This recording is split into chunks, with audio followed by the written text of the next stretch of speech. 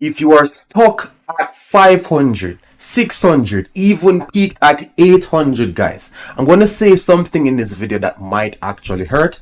It's not your openings. It is not even your opponents being lucky. It is this one major thing. Like, if you guys just fix it, as a matter of fact, if you don't fix it, you will never reach 1000, guys, much less 1500.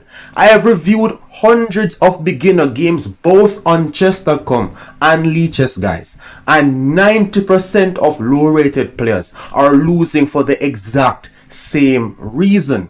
They move without asking themselves this question, and I'm going to be breaking it down in detail, guys, for this video. So I'm going to show you this basic habit that is like destroying your games. So stay tuned, take notes, and I'm going to be showing you guys exactly how to fix it today. So let's go. Now for this video, I'm going to be showing you somebody that cracked 1000 and what he had to change. Now we had e4, c6, Caro-Kann again, guys, super solid. Queen to f3, and his opponent has already gone crazy. Now what you guys need to understand for this video is simply look up the board, guys. Now, what do I mean by this? I keep telling you guys that you need to play active, but what is activity, guys? Now, understand this. You have a lot of pieces on the back rank of the game. If you don't get them pointing in your opponent's half of the board, you're not really putting any pressure on your opponents. Now, persons will just set up like the bare minimum and just get their pieces off the back rank, but it's not really putting any pressure on your opponents. So example, I just drew this arrow with this bishop coming to e2. Like, black is not in any more danger than he was before. Now, in the game, white played pawn to c4. And we're going to be diving into a little bit more of your chess understanding as well. c4 is not really developing anything. It's not getting any pieces in the game. And I keep telling persons as well not to practice hope chess. Hope chess is like, all right, you want to take out your bishop, but you're hoping that your opponent takes. Don't do that. You want to be as forcing as possible to get your pieces involved. Now, knight to f6 is good for me. He brought his knight into the game and wanted to actually make his opponent take on his terms. Very good. But we're going to be speeding this up a bit. Bishop to g5. There's a reason why I like this move so much. It is putting a piece in this area of the board. And again, this is going to be today's topic, how you can actually crush your opponents with this one technique. I'm going to be showing you again how this guy you need to master this, guys. Bishop to g4, queen to g3. Now, what most persons don't understand is the importance of actually doing this. Now, it's different from hearing it and actually understanding it, which is why I'm going to be breaking it again down in this video. By you having a piece in your opponent's side of the board, you are restricting pieces from going to their, again, natural squares. Or just, you're just controlling like squares in your opponent's camp. It's going to be very difficult for them to move. Meanwhile, you can just do your thing. You can actually just play normally and nothing bad would happen to you. Now, pawn to d4, what have we just done? We have placed 2 of our material into white's half of the board. And for this, it's going to create like a very cramped position for the white pieces. Now, we had bishop to b2. By us having the pawn on e5, his bishop is blocked out, right? His knight on b1 can't get to the most natural square. And this is simply because we have material in that area of the board restricting pieces. You have to actually make it difficult for your opponents to find good moves. This is how you force mistakes. This works at all levels, but even at the basic levels is where you want to, again, try your best to do this as much as possible and form the right habits. Remember, look up the board, guys. You want pieces here. If you want to take a screenshot of this box, you can.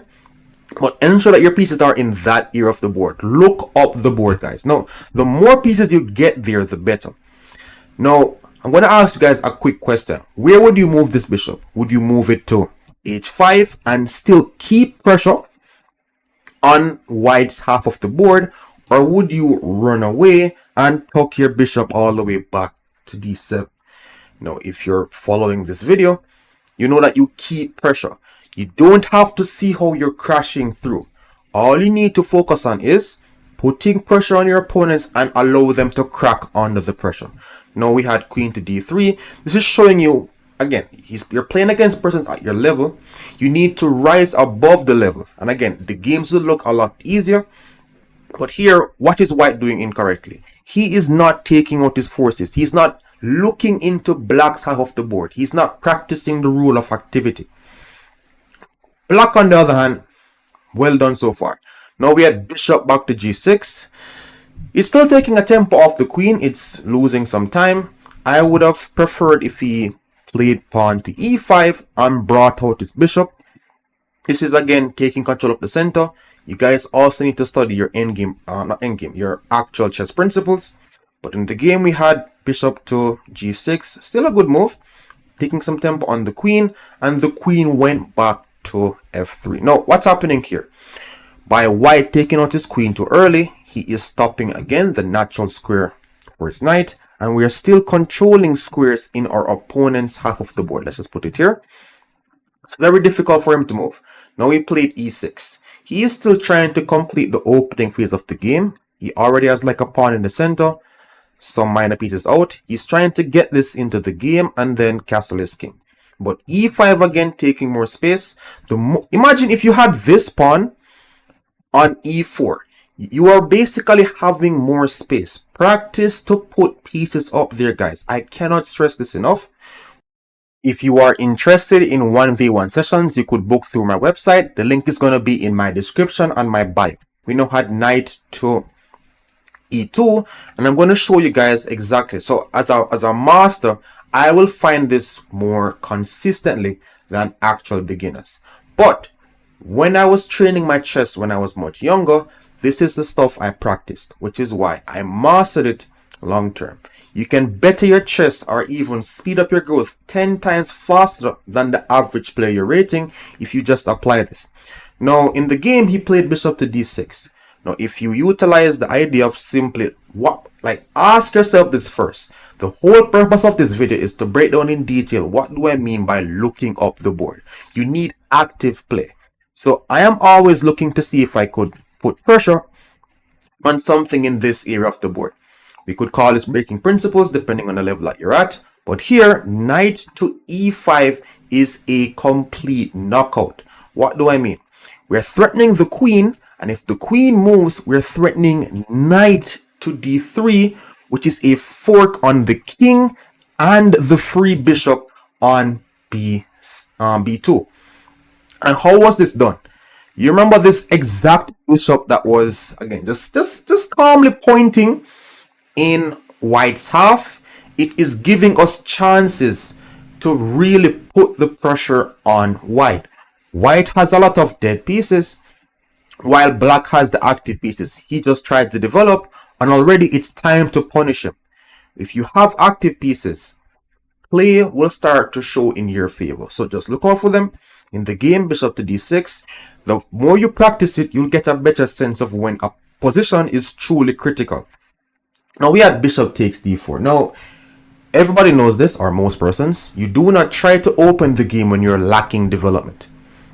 Now, this person is currently under training for, looking up the board. I don't expect it to be 100% perfect, but I 100% respect the effort that persons are putting in to ensure that they're training their chess the right way. So we now had knight to b4. He has 4 minor pieces in the game. You will know when and when not to break principles. This is now coming with an immediate threat of knight to c2 and a secondary threat which was not seen in this game. For the student watching this, shame on you, but the white stopped the first threat with knight to a3. And now we're going to see again the power of having pieces pointing in your opponent's half. Again, I don't expect it to be 100% clean for most persons, as they're again just learning the technique. But if you practice it, you always check your forward moves first. Now he castled. He is still trying to get his king out of the center, but there was this crushing move. Knight to d3. It's like you want to do your plans while stopping your opponent's plans. Be as annoying as possible in that area of the board. Now, what is this doing as well? It is also capitalizing on the loose piece on a3. Like, there's a lot of things hanging, guys. You have to just watch out. You won't be able to fix everything at once, which is what I see a lot of persons try to do as well. They try to tackle everything at once. Focus on what really matters in chess. And for this one, again, it's looking up the board, giving yourself chances to actually crush your opponents. Now, we had castles in the game and bishop to c3. Now, we are back in the game, guys. We now have knight to d3 on the board. We are seeing moves in our opponent's half of the board. The difference between high and low rated players is I see a lot of backtracking from low rated players, guys. I would see moves like knight back to c6 while not checking their forward moves first. Now, again, just to show you what I mean, look up the board. Knight to d3, very good. King to d1, and again, I cannot believe my eyes, guys. He backtracked the knight. No, this man is fighting, I don't want to use that word, but he is fighting old habits, guys. They are slowly breaking.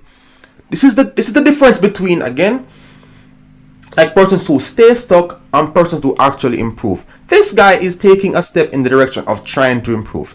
You won't just do it once and then just become like a professional master, but I am actually seeing the effort. So before I look to backtrack a piece, I'm like, I have a knight in this area of the board already. I look to see if I can bring more. No, you guys might be wondering how. Like here, I look up the board. That's the free piece. I'm looking at this knight. How can I get this knight up the board? I hope I'm not losing you guys. But look at this. If this knight is taken, we have now won a free queen just like that, guys. Like Christmas came early and the year has just started, but you know, stay tuned. But do not practice backtracking. This is simply old habits coming back to haunt you. Now, knight to e5, bishop takes, bishop takes. We have 1, 2, 3 pieces ready, 4 ready to actually get into this game. Look up the board, guys. Take it down, write it on a piece of paper, put it somewhere that you can remember forever. Here again, I look up the board. Don't, like, guys, it is a sin to watch this video and not take that note. Just lock it down, open your eyes and unlock true vision, guys. Now, in the game, he played q to d6. He is still looking up the board. Q to d6. I will forgive him. I'll forgive him, guys. But even q to a5, you have activity and you have maximum activity. You try to find the best square for the piece that you're trying to improve. I'll go in detail later on in like more videos. But q to d6 again, nice try. We know what knight to b5, q to b6. Another area where if I had these 2 squares to pick from, guys, as a chess master, which one am I picking? I am picking the most active one. The one that points a piece in my opponent's half of the board. Now we are q to b6. In Jamaica, we call these like chicken moves. We need, again, aggression. Pawn to a4. And remember, you might not see exactly how is it crashing through. Like at the starting of the game, we did not see how this bishop pointing in white's half would become menacing. You just have to put them on active squares and let the pieces do the talking, guys, like the hard work. All right. Now we had a6. He's now picking pieces from his half. I also want you guys to take note that by white not having any active pieces in our half, we don't even have to worry about defending. Offense is the best defense. Now, you know, I also have like tips on how to not blunder. Queen takes b3. I know I would have caught like a lot of persons struggling with visualization. Bishop to b2 found, and we are now forking this. All black is doing is looking up the board. You have to look at the chessboard with new eyes, guys.